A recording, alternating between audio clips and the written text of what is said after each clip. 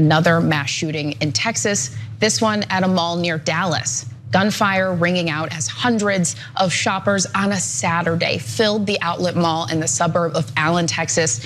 Panicked people, as you can imagine, seen running from the scene as bullets flew.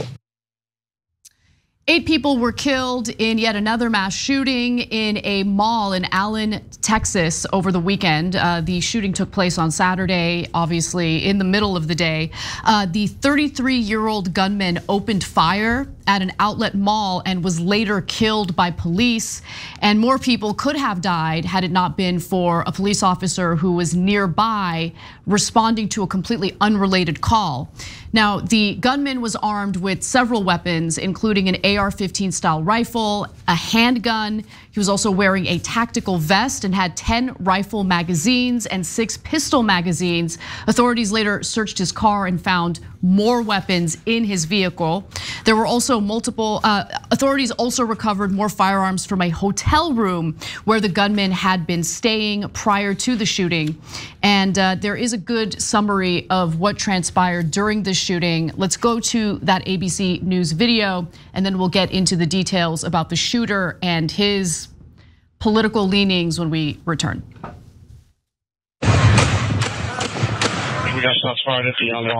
Investigators reviewing this graphic video of the moment the gunman stepped out of a sedan and opened fire at the Allen Premium Outlets.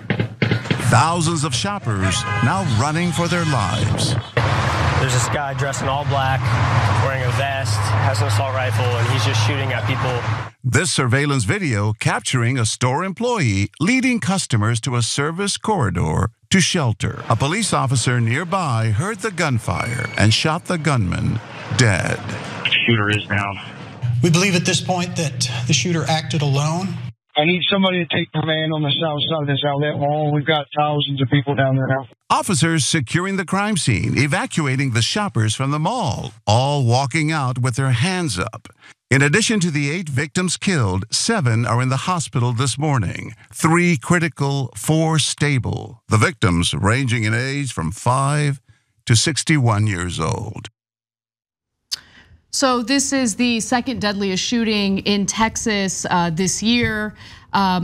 This is something that has become more and more common, of course. Mass shootings were already a problem prior to the coronavirus pandemic, but the frequency in which we're experiencing these shootings seems to be escalating. And I don't know what to say about these shootings that hasn't already been said. And that's the issue that I keep running into. I think most people working in the news industry keep running into, because at the end of the day, the only way anything changes is if we actually pass policies that mitigate or at least stop as many of these shootings as possible, but there's no political agreement on that. There's no bipartisan support for that. And so we're gonna keep running into this brick wall over and over again. Okay, so number one, don't be surprised anytime these shootings happen. I'm just sick of several things. One is, especially Republicans pretending to be surprised. I can't believe this happened in Allen, Texas. Of all places, it was so peaceful. Yeah, except for the fact that it's swimming in guns, and so anyone can pick up an assault weapon and murder you all. And except for the fact that there's more than one mass shooting every day in America. So why would you be surprised it's in your area? What is your area, some sort of magical place where bullets can't penetrate? No. A mass shooting not only happened in almost every place in America already, but it's gonna happen again and again and again and again. It's actually a minor miracle if a mass shooting doesn't happen near you soon, because more are headed down the pike. There'll be more dead bodies, more dead children, more dead grandmothers. It's an absolute rock solid guarantee. We do no gun control in this country, and it leads to massacre after massacre. The facts are indisputable. Gun homicides in this country are 300 times what they are in the UK, that has very tight gun control. There's 600 times what they are in Japan, that has very tight gun control. Saying that gun control doesn't work is counterfactual. It's a brazen lie. Or complete ignorance. I know a lot of right-wingers are not politicians. They don't know all the facts, and they heard on Facebook that gun control doesn't work. Okay, well, that's just nothing but a lie. It definitely works. The number of mass shootings in Japan and UK, 0. We average more than 300 a year. In fact, now we're off to the races.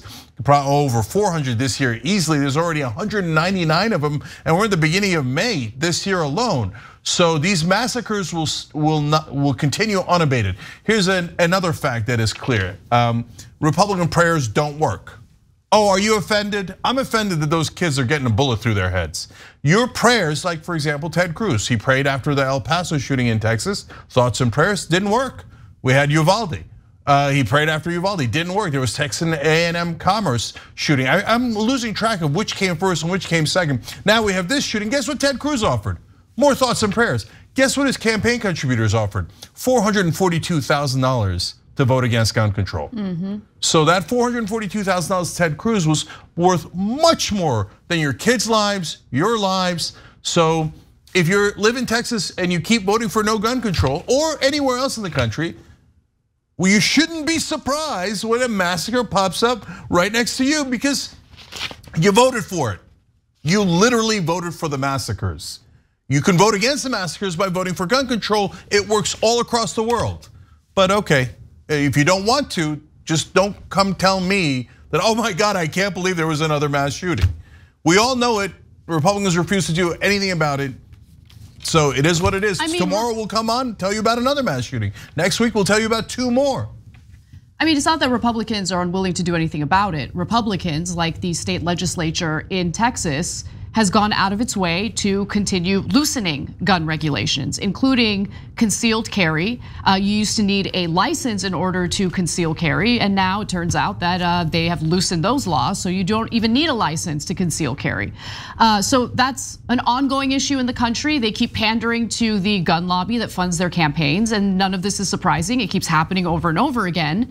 And I feel that most of the conversation now tends to just veer in the direction of what are the political leanings, right? And look, we're gonna talk about his friendly views toward white supremacy in just a moment, even though the shooter has a Hispanic sounding name.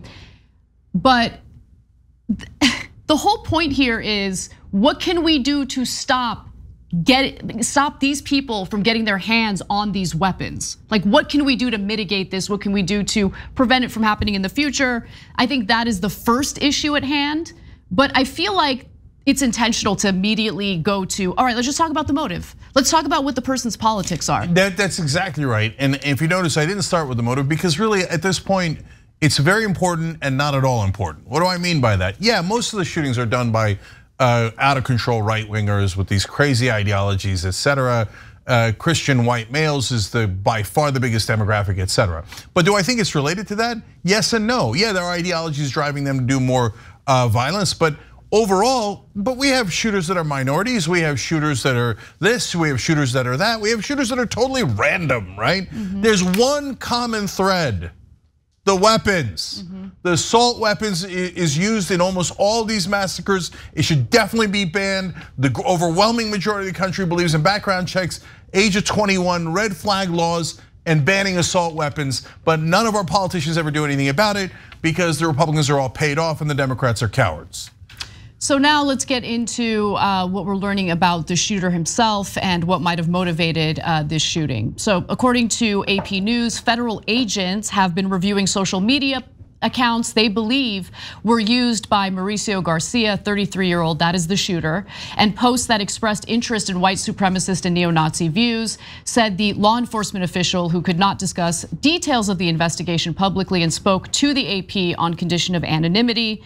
Garcia also had a patch on his chest when he was killed by police that read RWDS, which is an acronym for the phrase right-wing death squad, which is popular among right-wing extremists and white supremacy groups, the official said.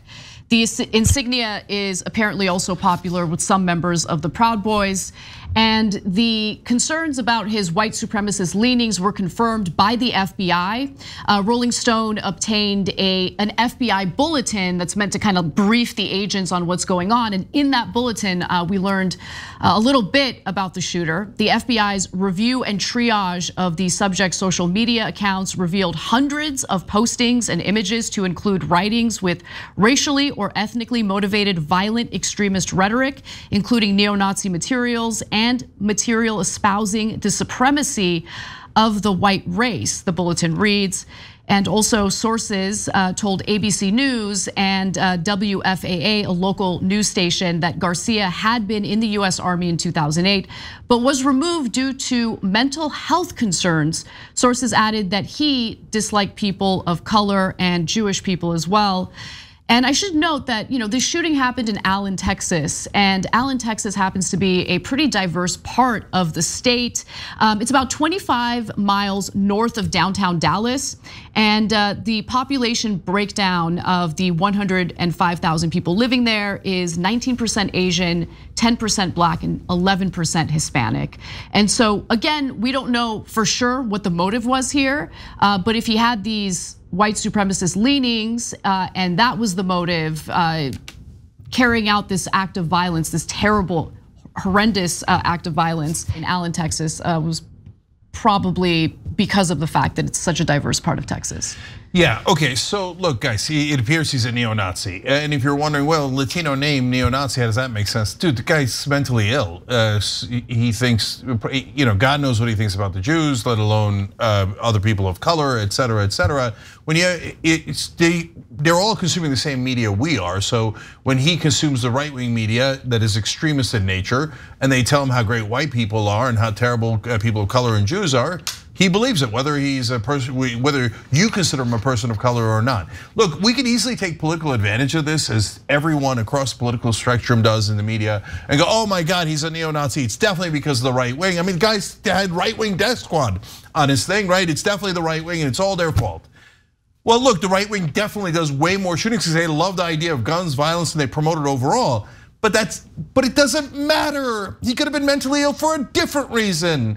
For having to do with politics, having to do with religion, having to do with none of the above. Oh, he was aggrieved about a workplace issue or a girlfriend or whatever it is. It doesn't matter, because in our country, we just say, oh, you have mental problems and you like to murder people. Here's an assault weapon. No rules, no training, no license, no nothing. Go nuts, kill anyone you like. Well, when you do that, it doesn't matter what the ideology is. There's always going to be a certain percentage of the population that has mental health problems that are not just generic mental health problems, but ones that are prone to violence, right? That's a specific group, that's a minority within the mental health issues, okay? But that's still, that tiny minority is still a ton of people.